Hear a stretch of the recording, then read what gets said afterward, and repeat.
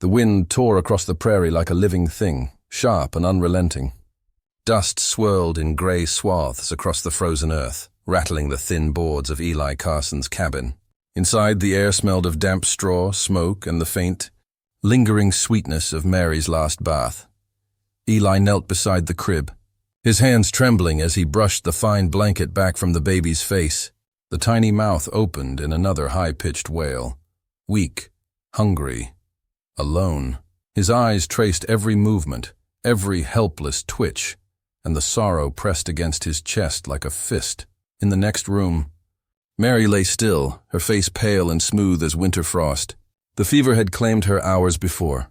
He swallowed hard, tasting the bitterness of grief, the dry chalk of fear. A man alone with a newborn in a cabin that felt half empty, half haunted. He wrapped the baby in his coat and pulled his hat low. The wind whipped against the cabin door, carrying the sound of rattling boards and distant coyote cries. Milk. He needed milk. The nearest town was miles away, across frozen trails and wind-bent sagebrush. Eli swung his saddle onto his horse, hands raw from cold and tears he refused to shed. The town greeted him with scorn. The storekeeper's eyes narrowed when Eli asked for milk. A man should have kept his woman alive, he muttered, voice low but venomous. Eli's jaw clenched, but he had no time for argument. Please, he said. My child, the words died on the floor. The man shook his head and returned to stacking sacks. Credit? Not a chance. Humiliation burned across Eli's face hotter than the winter wind. He moved to the saloon, hoping for kindness, for mercy, for even a single ladle of cream. Inside, laughter met him. Women in aprons and skirts were gathered by the kitchen hearth, hands on hips, eyes sharp as spurs. Milk? One scoffed, tilting her head. You think I'd waste it on a man who lost his wife? She grabbed a tin cup and poured it onto the muddy floor. Liquid slopped against the wood, rising in sticky rivulets. Eli's fists tightened. He wanted to scream, to throw her out. Instead, he bowed his head, cheeks burning, and left. Night fell, heavy and black. The cabin welcomed him back with a sigh of creaking boards and the distant howl of wolves. He laid the baby in the crib, skin pale under the thin blanket, and felt the weight of all the hours, all the miles, all the hopelessness pressing down. Eli's fingers found the blue ribbon tied to the crib's edge, Mary's last gift. Her whisper of love stitched into every loop. He touched it lightly, afraid it might dissolve under his calloused hands. Watch over her, he whispered, voice rough and raw. God, or whatever wind carries the lost, watch over her. The baby whimpered again. He brushed hair from the tiny forehead and rocked the crib gently, listening to the floorboards groan under the weight of their grief. Outside, the wind clawed at the cabin, but here inside, warmth and worry tangled like smoke in the rafters. A sudden knock, sharp, insistent. Eli's heart skipped a beat, muscles tightening as he rose. No one came this late. He pulled the door open, snow whipping against his face. On the porch stood Clara Densmore, 19, slight and trembling, hands clutching a blanket and a small tin pail. Her eyes glistened with tears, chest heaving. Shyness and determination warred across her features. She shifted from foot to foot, boots sinking into the snow, and spoke in a whisper that carried over the wind. Mr. Carson, she said, voice quivering. I heard the baby crying. Eli's lips parted, but no words came. The weight of exhaustion, grief, and the bitter hours of humiliation pressed against him. Still the baby's cries rose, small and pleading. He looked at Clara, at her trembling hands, the pale frost on her cheeks, the courage in her eyes, and realized help had arrived in human form. He nodded slowly, stepping aside, heart hammering against ribs like a drum. The wind continued to howl, but inside the cabin a fragile warmth began to take root. He could not speak yet, could not allow himself hope. But the blue ribbon twitched in his hand, almost alive. Clara moved forward, carefully placing the blanket and pail down, bending over the crib. The baby's cries softened as she murmured, a shy, trembling hum. Eli watched, fists unclenching, shoulders slumping just a fraction. Relief, tentative and fragile, seeped into the room. The storm outside raged on. The night was far from over. But for the first time in hours, Eli Carson dared to believe the impossible, that he was not alone. Eli hesitated, hand on the cabin door, jaw tight. The wind clawed at his coat, biting through wool and leather. Snow piled against the porch, waist-deep drifts shaped by gusts that felt like knives. He studied Clara for a long moment, small, shivering, determined, and finally stepped aside. She crossed the threshold with careful, hesitant steps, boots crunching against the frost-hardened floor. The smell of pine smoke and cold wood enveloped her. Eli closed the door against the storm with a heavy thud, the latch rattling in the frozen air. He let out a long breath, the sound lost amid the howl outside. Clara set the blanket and tin pail on the table. Her hands shook as she unfolded the cloth, revealing a small jar of milk, pale and glimmering in the firelight. She whispered, almost to herself, "I drew this myself," before it froze. "My mother passed. Left me to nurse my brother. He died. 2 weeks passed." Eli's eyes dropped, fixed on the rough floorboards, the knots in the pine planks. He did not speak. Words felt too heavy.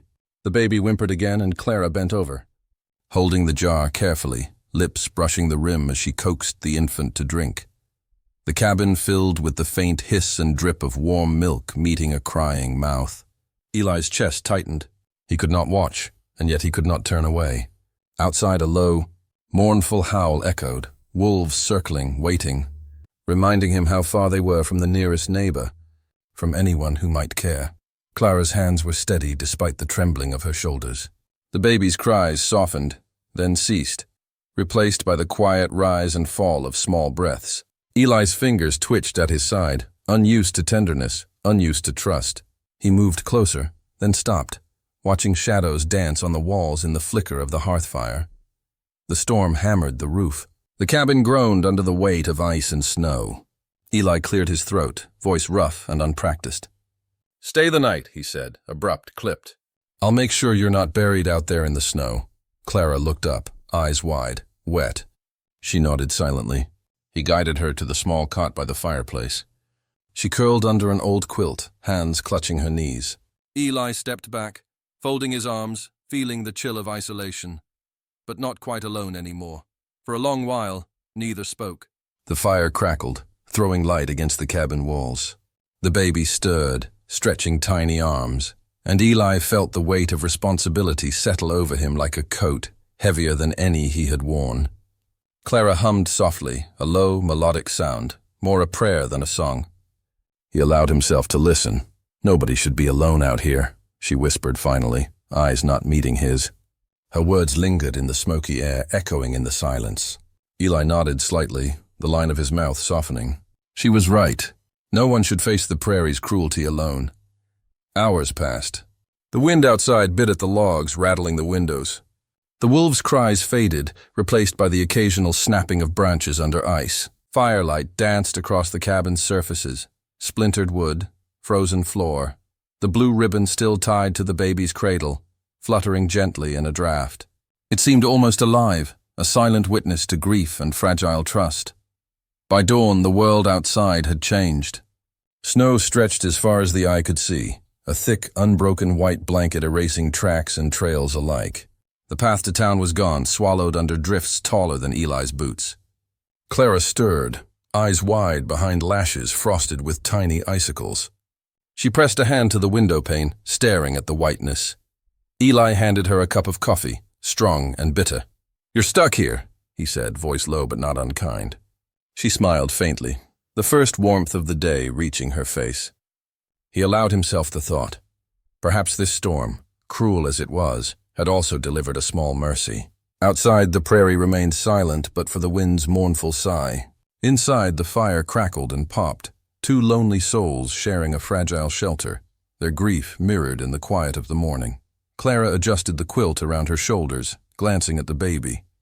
"We'll survive this," she murmured, more to herself than to Eli. He only nodded. Words were unnecessary. The snow might have cut them off from the world, but it could not erase the warmth growing between them. The storm would rage a while longer. But in the cabin, life, tentative, trembling, and fiercely alive, had taken root. Days stretched into weeks, each marked by the slow rhythm of survival. Snow melted into mud, then hardened again under frost. Clara moved quietly through the cabin, her hands gentle on the baby, her eyes alert for every tremor or cough. She hummed softly while feeding him, the tune low and comforting. carried in a fragile thread of hope through the drafty room. Eli's hands were raw and bleeding from barn labor. Splinters and rope burns streaked with blood and grime. He stacked hay, repaired fences, and guided the horses across frozen paddocks, the wind cutting at his face like knives. But every evening he returned to the cabin, to the fire, to the fragile warmth of a shared silence. They fell into an unspoken rhythm. Clara tended the baby while Eli worked outside.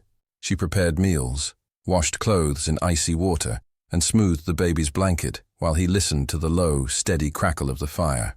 Eli spoke little, yet every glance, every motion, was a form of communication, a pact built from necessity, grief and the fragile trust growing between them.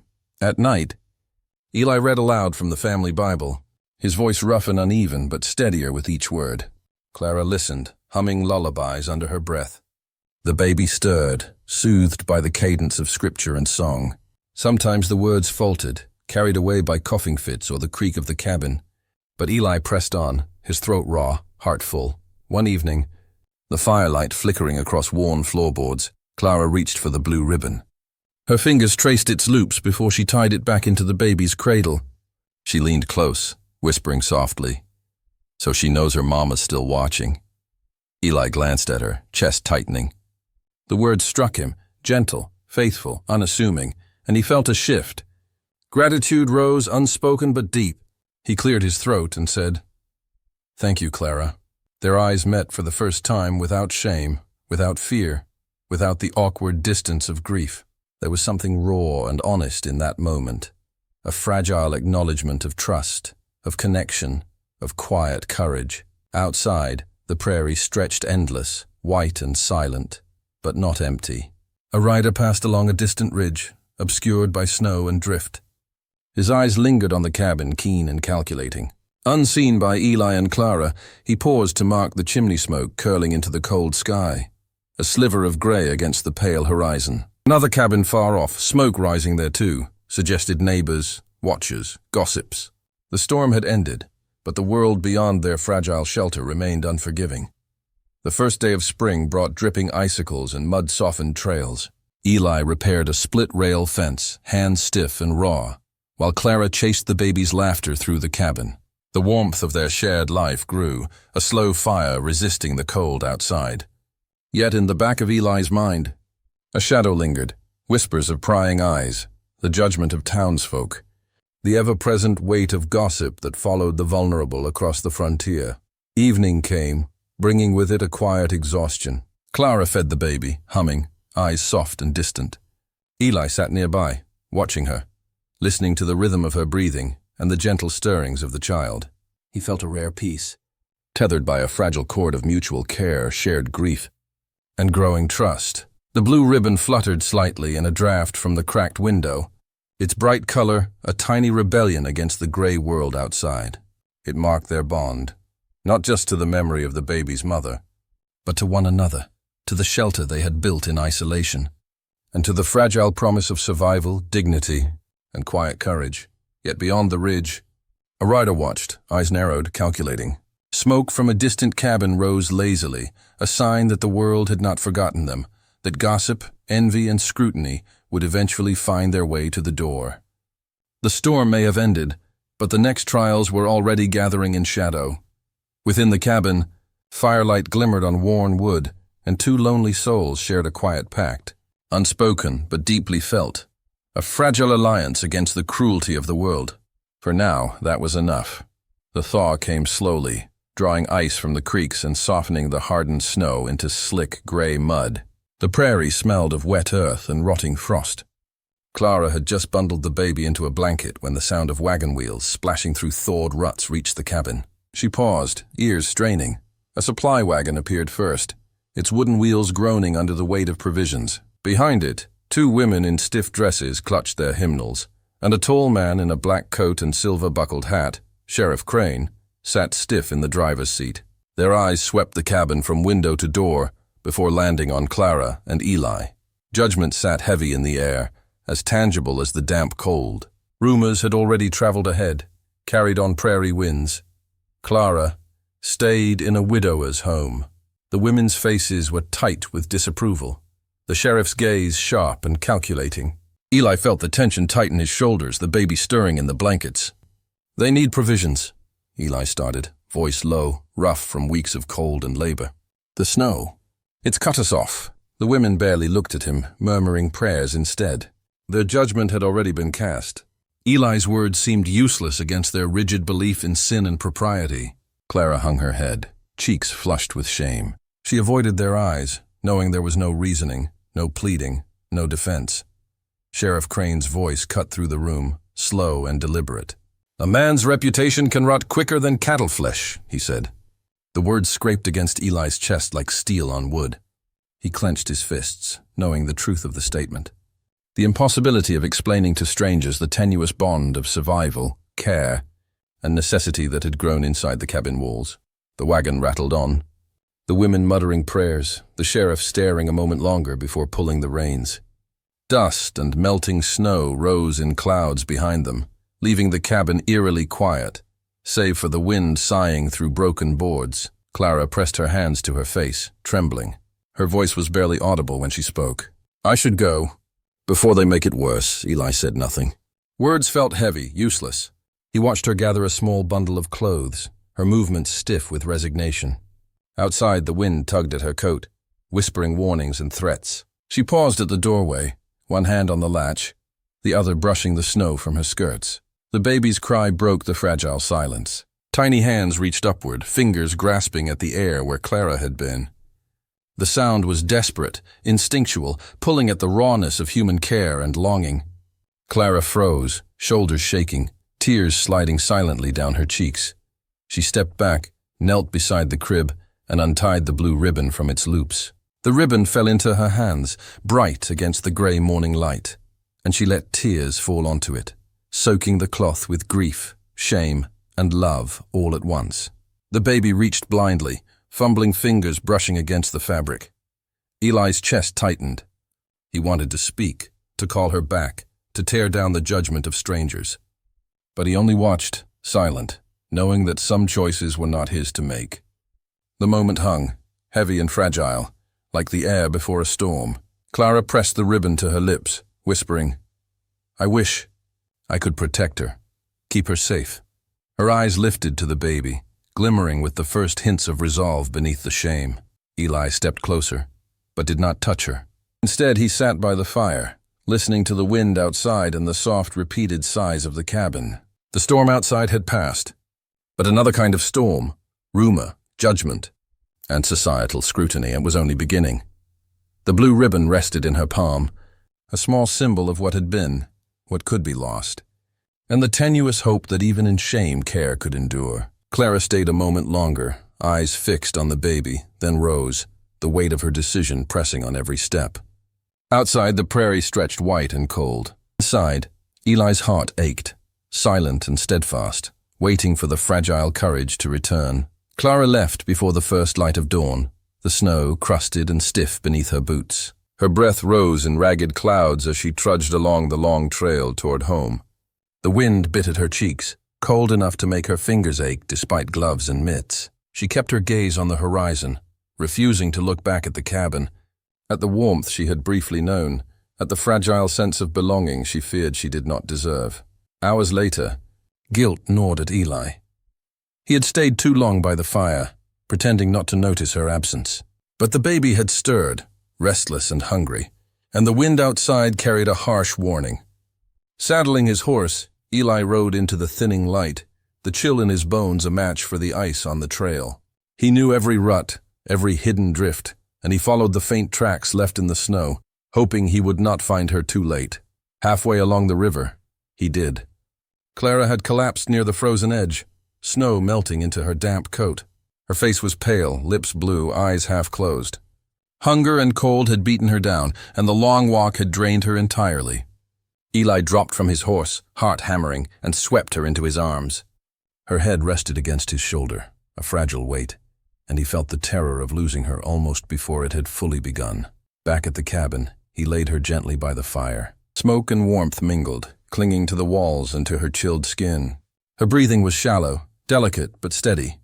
He brushed snow from her hair, hands trembling, realizing how empty the cabin had felt without her presence. When she woke, Eyes fluttering open, her first words were soft, almost pleading. "Did the baby cry?" "He did. Until you came back," Eli answered, voice rough and low, carrying relief and quiet reprimand all at once. She blinked, focusing on him, then on the child nestled in blankets. A small, almost imperceptible smile brushed her lips, and the tension around her shoulders eased. From that day forward, Clara stayed, not from pity, not from obligation, but because she belonged. She moved through the cabin as if it were part of her body, tending the baby, preparing meals, and keeping the fire alive with steady hands. Eli worked outside, but the evenings were theirs, shared quietly by the glow of the hearth. They told each other stories. Clara spoke of her father, cruel and unyielding, a man whose harsh words had carved fear into her bones. Eli spoke of his wife, of the fever that had stolen her, of nights spent praying for a mercy that had not come. The cabin held their grief, but it also held laughter, tentative at first, then bolder. For the first time in months, Eli laughed, the sound rough but genuine, bouncing off the log walls and mingling with the crackle of the fire. One evening, he reached for the blue ribbon. Together their fingers intertwined as they tied it around the baby's tiny wrist. The gesture was no longer a symbol of loss alone, but of unity, protection, and shared responsibility. The ribbon glimmered in the firelight, its color bright and steadfast. A reminder that survival was not just about enduring the storm, but about the bonds forged in its aftermath. Outside, the first spring birds returned. Their calls were sharp and clear against the thawing prairie, a herald of renewal. Snowdrifts shrank into puddles, and the cabin seemed lighter, warmer. Clara and Eli watched the birds from the doorway, hands brushing over blankets and baby, the sound of laughter echoing softly with the morning wind. For the first time, the cabin did not feel isolated. The storm had passed, leaving behind a fragile, trembling hope that, though the prairie was harsh, they had found something worth holding: trust, care, and the quiet beginnings of love. The blue ribbon glimmered on the baby's wrist, bright against tiny, soft skin, a symbol repeated, honored and cherished. It tied together past sorrow and present hope, fluttering lightly in the spring breeze that promised more than mere survival.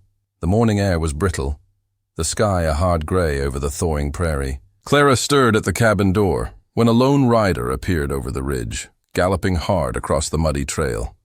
His horse's hooves sloshed through the melting snow, sending sprays of icy water across tufts of dead grass. In his hand, a letter, thick, sealed with the emblem of the church, fluttered against the reins. Clara's eyes widened as he dismounted, boots crunching against the frozen ground. Eli moved to intercept him, hand on the rifle propped against the wall. The rider's gaze swept the cabin before he handed over the envelope, the seal glinting faintly in the weak sun. Clara took it with shaking hands, breaking the wax with fingers that betrayed both fear and dread. Inside was a single demand, written in precise, condemnatory script. Her father had filed a complaint. She had been living in sin with a widower. The note commanded her immediate return for marriage to a trader in town, a man known for hard drinking and harsher words. Clara's face paled and the baby stirred, sensing the tension. Eli read the note over her shoulder, jaw tightening. His fists clenched at his sides. I won't let them take you, he said, voice low and steady, but in his chest he felt the weight of the law pressing against him like winter ice. A horse's snort echoed from the road. Sheriff Crane appeared again, flanked by 2 churchwomen, each face drawn tight with judgment. The sheriff produced a warrant, stamped and signed, a document that could not be argued with. His eyes met Eli's, sharp and unyielding. "You cannot keep her here," he said. "The law is clear." Eli's hands flexed, knuckles white. "She stays. With me." His voice trembled with the effort of restraint, a mix of fear, love, and defiance. The sheriff's gaze didn't falter. "A man may care, but law is law." "Step aside." Clara's eyes met Eli's, wide and glistening. She shook her head slowly, whispering, "Don't fight them." Her voice was calm, almost resigned, but heavy with meaning. She understood the danger, the inevitable struggle, and the futility of defiance in a world that measured morality with ink and signatures. The baby began to cry, tiny hands reaching blindly toward Clara. Eli's heart ached, the sound tearing at him. He wanted to pick her up, ride into the prairie with her, defy the world and the law alike. But Clara's hand on his arm stopped him, light but insistent. She was choosing sacrifice over conflict, for him, for herself, for the fragile trust that had been built in the cabin's brief warmth. Clara turned to leave, her small bundle of belongings pressed to her chest. At the cradle she paused, eyes lingering on the blue ribbon coiled neatly on the edge. Her fingers brushed it once, leaving it behind, a token, a silent message of hope, memory, and the bond she could not abandon entirely. She stepped out into the cold, the wind carrying her skirts like sails, and the sheriff guided her away, the baby's cries trailing behind like a mourning song. Eli stood motionless as dust from the departing horses rose into the thawing sunlight, settling slowly around the cabin. His hands dropped to his sides, trembling slightly, but his body remained rigid, braced against the unfairness of the world. He looked at the cradle, the ribbon, the empty space where warmth and laughter had been. Thunder rolled in the distance, low and threatening, vibrating across the open prairie. The sound mirrored the turmoil within Eli, a storm of rage, helplessness, and grief, echoing the one that raged outside the thin walls of his cabin. He clenched his fists, breathing shallowly, his mind torn between law, love, and survival. Outside, the prairie lay indifferent, wide and empty, but the blue ribbon on the cradle seemed to pulse with memory, with promise. It was a tether, fragile but real, to what he could not yet grasp, to the hope that the girl he had come to trust and care for might return, and that the baby would not forget the warmth of her care. Eli remained by the hearth, shoulders squared against the chill, eyes fixed on the ribbon and on the open door. Outside, the wind picked up, carrying the scent of mud, snow, and the distant horizon where the rider had vanished. Inside, silence stretched, heavy with expectation and dread. The world had shifted, and Eli knew the fight for what mattered most was only beginning. Weeks passed. The prairie thawed, buds trembling on frostbitten branches, birds returning to perch on skeletal fences. The baby's cries were sharper now, stronger, a heartbeat of life that echoed through the hollow cabin. But the house felt empty again. Clara's absence weighed on the walls, on the fire's low glow, and on Eli's hands. Calloused from labor, yet unused to idleness born of worry. One morning, a neighbor rode up, boots slapping wet wood, spurs clinking. "You heard?" he said, voice low. "The Densmore girl's been beaten. That traitor of hers drinks mean." Eli's hands froze on the fence post. The snow beneath his boots seemed to harden, the wind gusting as if carrying the weight of dread. His jaw clenched, eyes narrowing to the thin trail that led toward her home, toward the danger he had long feared. Every fiber of his body screamed to move, to rescue, to strike. That night, under a crescent moon, he saddled his horse. The blue ribbon, coiled from the baby's cradle, tied to his wrist, flapped lightly in the cold night wind, a symbol of what he was fighting for, what he could not lose. The horse's breath steamed in the moonlight as he rode, hooves silent against the thawing dirt, heart hammering with anticipation and fear. Clara's cabin appeared, a dark silhouette against the pale horizon. The wind carried the faint stench of whiskey and sweat, a warning of the stepfather's drunken presence. Eli's hand hovered over the latch of the cabin door, listening. The snores inside were loud, booming, careless, a predator asleep while his prey trembled within. He stepped inside, careful, boots soft on the worn floorboards. The fire had burned low, embers dim, casting long shadows across the room. Clara lay huddled near the hearth, bruised arms folded, eyes wide and cold. She looked almost smaller than she had the first day he'd seen her, shrunken by fear and pain. But the instant she caught sight of him, her lips parted in a whisper. "You came." Eli knelt beside her, placing the baby gently in her arms. She cradled him close, warmth returning, and the tiny hands grasped at her chest. Eli's fingers brushed against her shoulder, steadying, protective. Her shame was raw, burning like fire on her skin, but it sparked resolve in equal measure. She lifted her head, eyes meeting his, and in that silent exchange, a pact was renewed, not of fear, but of defiance. The stepfather stirred, groaning, gun in hand, spurs clinking as he moved toward the room. The floorboards creaked under his weight, and Eli's heart tightened. He rose slowly, the blue ribbon on his wrist flashing in the firelight, a reminder of promise and protection. Every movement was deliberate, silent. The weight of months of care and grief focused into a single, tense moment. Clara shifted the baby securely, bracing herself beside Eli. She did not flinch, though her lips trembled and bruises darkened under firelight. Shame and fear battled against the courage that now burned brighter, fed by Eli's presence, the baby's small heartbeat, and the years of injustice that had driven them both to this night. The stepfather's shadow stretched across the cabin wall, gun arm raising, oblivious to the fragile force he had awakened. Eli's hands were steady now, a rope of leather and rope slung low, eyes locked on the intruder. Outside, the wind howled through cracks in the cabin, carrying with it the faint rustle of winter-shed leaves and the distant cry of a returning bird. A herald, perhaps, of reckoning. Clara's whisper barely reached above the crackle of the fire. Do it. Not a plea, but a permission, a trust born of months spent in silent understanding and shared care. The blue ribbon on Eli's wrist seemed to pulse with meaning, binding past loss and present courage into action. Outside, the prairie held its breath, the night thick with tension. The baby's quiet grip against Clara's chest, the sole measure of what mattered. Survival, love, and the fight to reclaim both. The cabin shook under the first gunfire, the deafening crack splitting the night like lightning. Eli lunged forward, shoulder to shoulder with Clara, instinct snapping tighter than rope. The baby whimpered, startled, but Clara held him close, murmuring prayers between ragged breaths. The stepfather, drunk and unpredictable, swayed on his feet, gun raised, eyes wild with fury. A bullet tore through the air, grazing Eli's shoulder.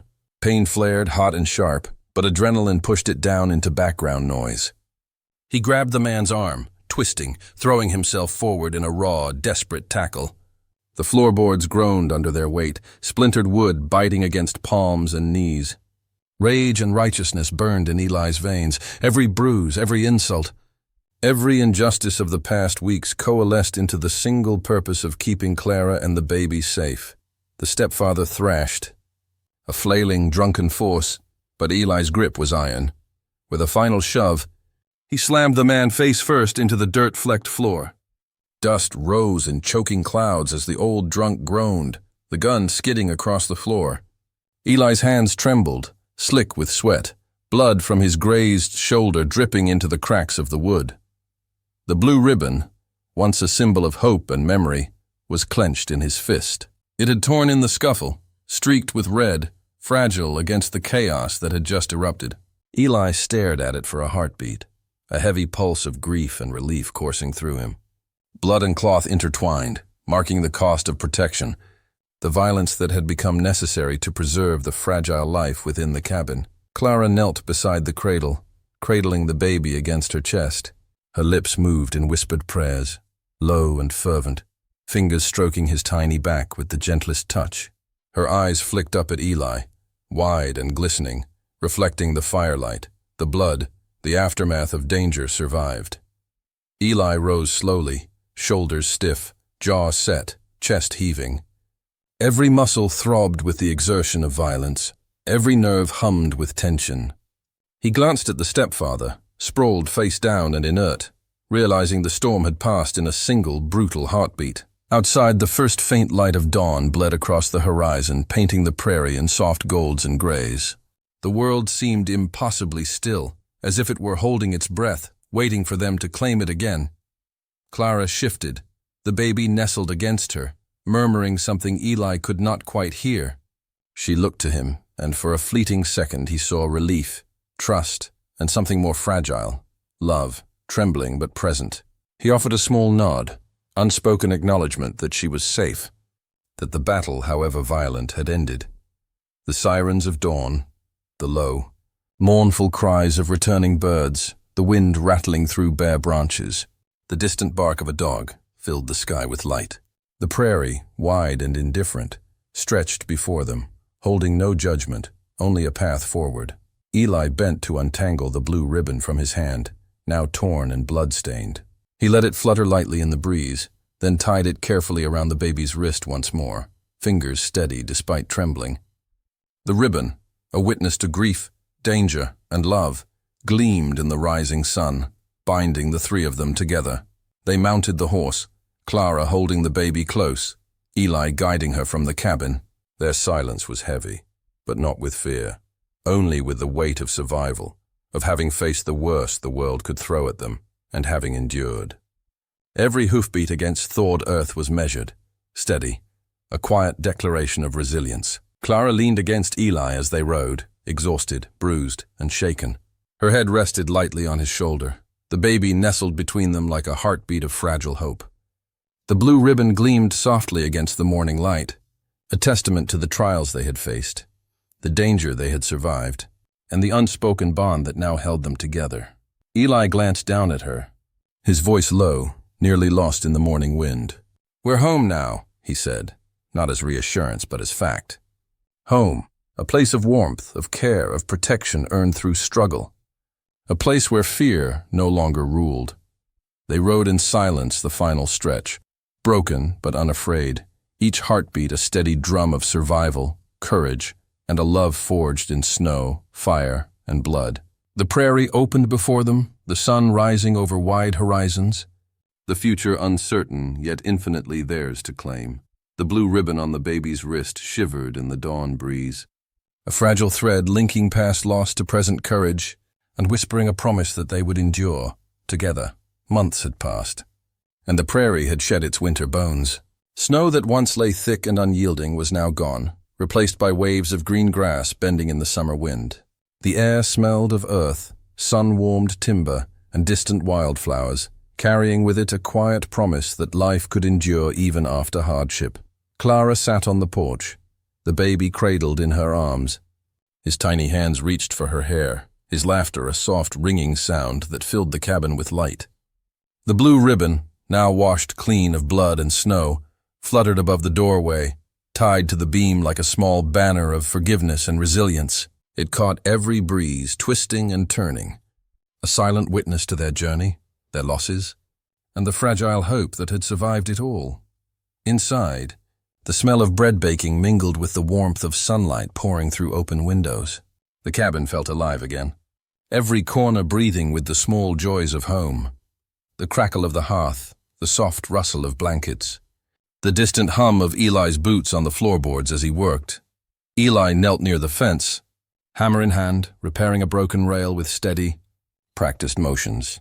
Dust clung to his clothes, sweat glimmered on his brow, and for the first time in months, he allowed himself the luxury of a quiet smile. His eyes lifted, catching Clara's gaze across the porch. The baby laughed again, tiny fists punching the air in delight. Eli's grin widened, rough and unpolished, but genuine, a sunlight echo in his soul. Clara hummed softly, a lullaby that had once soothed grief and fear in the long, dark nights. Now, the tune carried a different weight, a hymn of rebirth, of survival, of love carefully nurtured through hardship. Her eyes glistened in the morning light, reflecting the peace she had fought for, the trust she had learned to give, and the bond that had grown in the fire and frost of the past months. The baby reached for the blue ribbon, cooing, and Clara's fingers brushed it lightly. The cloth fluttered with the breeze, twisting around the doorway beam, catching sunlight in every fold. It seemed alive, a small emblem of mercy and memory, tying past sorrow to present joy. She whispered to the baby, "See? She's still watching." Her voice was soft but firm, carrying certainty into the open air. Eli leaned on his hammer for a moment, watching them. The horizon stretched wide and golden, the prairie calm yet whispering with the sounds of wind, life, and growth. Thunder murmured faintly in the distance, not threatening, but gentle. A promise kept, a reminder that storms come, but they also pass. Clara shifted the baby on her lap, letting him rest against her chest. Her hands stroked his hair, lingering on each curve, each tiny finger, each breath. She looked at Eli, catching his eye, and saw in his gaze the weight lifted. The fear of loss transformed into something stronger. Love, quiet and enduring. The wind lifted the ribbon again, twisting it in spirals like a banner waving across a conquered battlefield, marking survival, resilience, and the small victories of life reclaimed. The prairies seemed to hum with it, with the baby's laughter, with their shared presence, a symphony of quiet triumph. Eli finally spoke, voice low and warm, carrying across the porch. "We made it." No more words were needed. Their past, heavy and cruel, had been tempered by courage, by care, and by the fragile threads that bound them, a ribbon, a cradle, a vow whispered in the night. The baby laughed again, sunlight bouncing in his eyes.